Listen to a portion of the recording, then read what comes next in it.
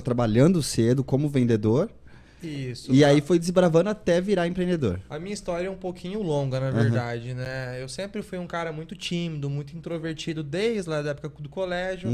Não nasci num berço de ouro, mas tive uma criação muito boa. Uma família muito simples, mas eu, por eu ser filho único, né? Sempre parecia um filho mimado mesmo não sendo, né? Um cosplay de filho mimado.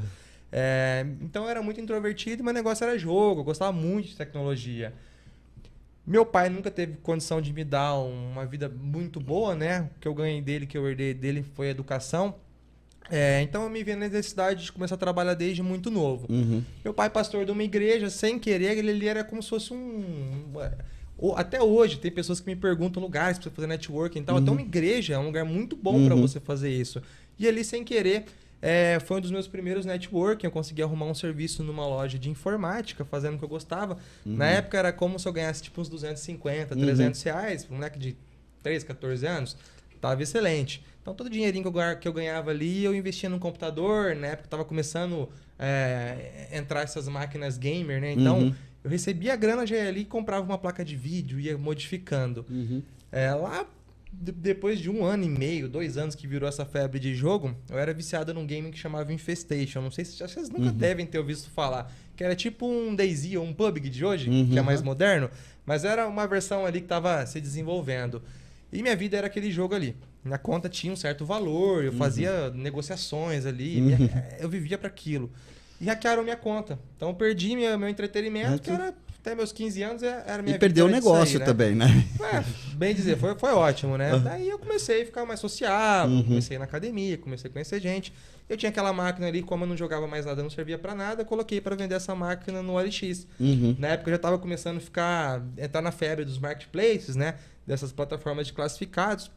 Vendi essa máquina, mas aí eu não tinha nenhum computador, eu precisava pelo menos um notebook simples para fazer um trabalho de escola, alguma coisa, eu prestava alguns serviços de formatação. Comprei uma máquina usada no OLX e não prestava para nada. O computador travava, era uma carniça. Peguei e coloquei o computador para vender do mesmo jeito que eu vendi minha máquina gamer. Foi que eu conheci o Carlos. O Carlos chegou na minha vida, não sei se ele está assistindo, mas se ele estiver assistindo, um abraço, Carlos. O Carlos hoje é corretor de imóveis lá de Olímpia.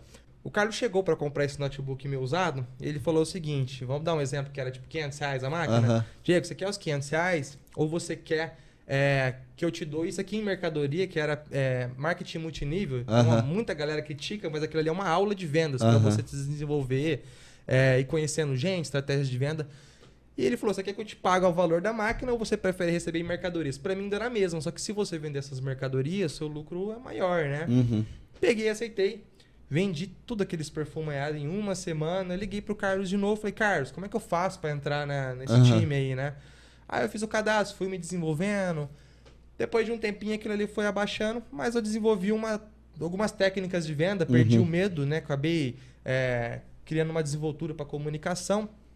E depois que eu vendi essas mercadorias, eu já vi que o negócio era vender. Isso aí eu devia ter o quê? Uns 15 para 16 anos? Mais ou menos isso. Meu sonho era ter uma moto, mas menor de idade, não tinha como. Eu naquela febre crescida no bairro periférico, né? De ter uma moto de leilão, que é aquele negócio que todo mundo sem tinha placa, sem retrovisor. Meu pai queria me matar quando eu apareci com uma moto de leilão lá, comprei escondida dele. Comprei uma moto de leilão, era uma Twister, lembra até hoje. Tinha nota fiscal, batia certinho.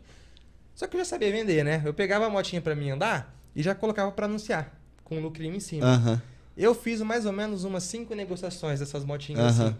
Numa sexta eu dei o azar, um cara me passou para trás, foi a primeira experiência negativa com vendas, empreendendo ali, mesmo de forma amadora.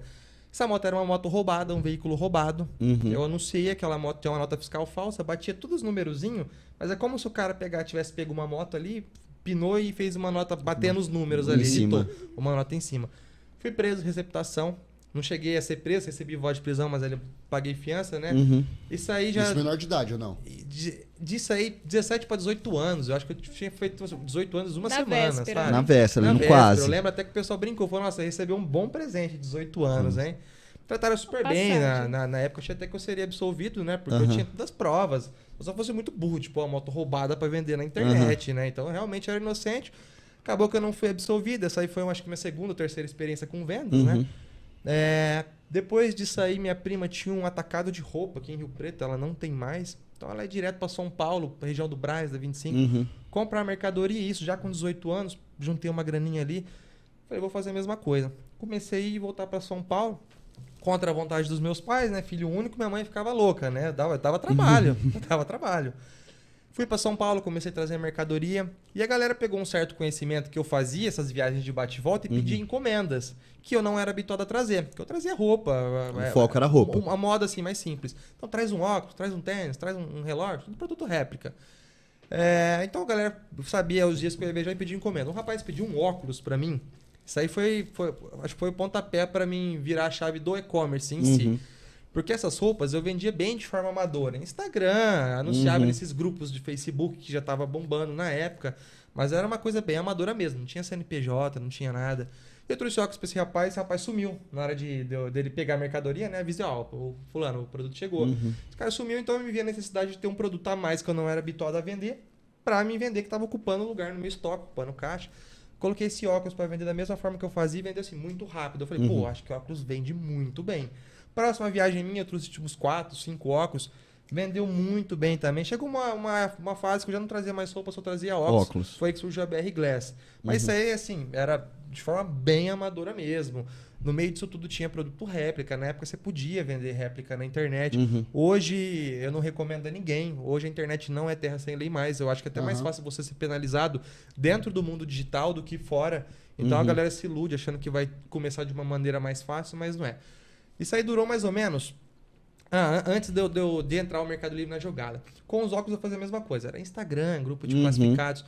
E vira e mexe, eu ia nos Correios fazer essas postagens, que não era com tanta frequência, era tipo assim, umas 3 vezes na semana, pedidos do Instagram. E eu vi a galera, aquele monte de caixa com a etiqueta do Mercado Livre colada em cima, eu falei, pô, eu tenho que aprender a fazer isso. Só que na época o Mercado Livre não é tão fácil quanto é hoje para você começar. Você precisava ter uma página em HTML, com um layout específico. Se o cliente clicasse em comprar e não efetuasse a compra, você pagava comissão para a plataforma da mesma forma. Então não tinha as facilidades que a gente tem hoje. Aí eu paguei um rapaz para desenvolver um layout lá, um HTML, montou minha lojinha, nunca vendi nada. Passou 6 meses, apitou minha primeira notificação. Eu nem lembrava que eu tinha feito isso, para vocês terem ideia. Eu achei que, sei lá, tentei e não deu certo, né? Nem lembrava mesmo. No outro dia apitou mais umas 2 notificações, aí começou a ir uma atrás da outra. Foi pegando uma certa frequência de pedido. Isso aí eu já devia ter perto dos 19 anos, né? E na minha cabeça de molecão, eu falei, pô, tô rico, né? Descobri como agora fazer vai. um negócio, né? Agora vai. Não durou muito tempo. Durou uns 6 meses. Chegou uma bíblia ali em casa da Ray-Ban. Recebi um processo, né? Fui notificado. Tava fazendo coisa errada na internet. Molecão, nem passava na minha cabeça que isso poderia acontecer. Bloquearam as minhas contas nos marketplaces. Bloquearam meus dinheiros. Tinha ali um processinho para lidar. Falei, pô, cara, de novo, né? Parece que eu tento fazer o negócio dar certo, sempre aparece uma emboscada no caminho. Mas eu sabia vender. Eu falei, vou recapitalizar de novo, vou encontrar um produto, fazer vender. Eu já descobri como é que funciona a plataforma, descobri os algoritmos. Não tinha dinheiro, né? Tava quebrado, comecei a dar mentoria, consultoria para algumas empresas que queriam começar a vender na internet. Nesse meio tempo, eu já comecei a desenvolver outro negócio paralelo com um parente meu, comecei a trabalhar com brinquedos. Depois conheci aí, nesse meio caminho também, uma grande empresa lá de Mirassol, Rose Garcia, um abraço se ela estiver vendo. Aprendi muita coisa com ela, fiz os e-commerces das lojas dela de Mirassol. Então comecei a me recapitalizar ali através das mentorias, através desse outro e-commerce de brinquedo que eu fui desenvolvendo com o meu parente. E chegou um momento que eu tinha esses mentorados, dava essas consultorias de e-commerce. Eu acho que até hoje é bem difícil quem faz isso, né? Mas eu ainda não tinha um negócio consolidado, um negócio meu ali, uma empresa de verdade, né? Um e-commerce que eu pudesse chamar de meu. Teve alguns casos de loja que depois de 8, 9 meses, o faturamento dos caras no e-commerce, que eu tava ajudando eles, ultrapassaram, tipo assim, 10 anos de loja física. E eu falei, pô, eu sei, tô fazendo esses caras ganhar uma grana do caramba, mas eu tô aqui, eu tô nos bastidores ainda, né? Então eu tinha aquela vontade de ter o meu, de tocar. E aí fui conhecendo algumas pessoas, fui começando a fazer algumas parcerias. Teve um dos meus mentorados que eu peguei e falei para ele, cara, não quero mais fazer para você, eu quero virar seu cliente. Posso virar seu cliente? Eu sabia qual o produto do cara que vendia mais, porque fui eu que escalei o anúncio dele, sabia como fazer o anúncio, sabia quem que era o fornecedor do cara, quanto que eu tinha que vender de preço final para vender mais do que ele, o que eu tinha que ter de markup ali. Eu conhecia o negócio inteiro do cara. Comecei a virar cliente desse meu ex-mentorado. Hoje a gente tem uma sociedade comercial, é um e-commerce nosso de camping, pesca, do agro também, que eu comentei com você, do nosso polímero. E nisso aí eu comecei a fazer foi o comecinho, né? Da Almeida Shop, da 123 Center, que é o que virou hoje. Hoje nós trabalhamos com camping, pesca, agronegócios, eletrônica, ótica. Agora a gente tem outros e-commerce também que a gente tem participação, peças de caminhão, utilidade doméstica, diversos outros e-commerce que às vezes não são nossos, mas a gente está indiretamente ligado, está junto, está envolvido. Seja numa sociedade, seja numa parceria comercial.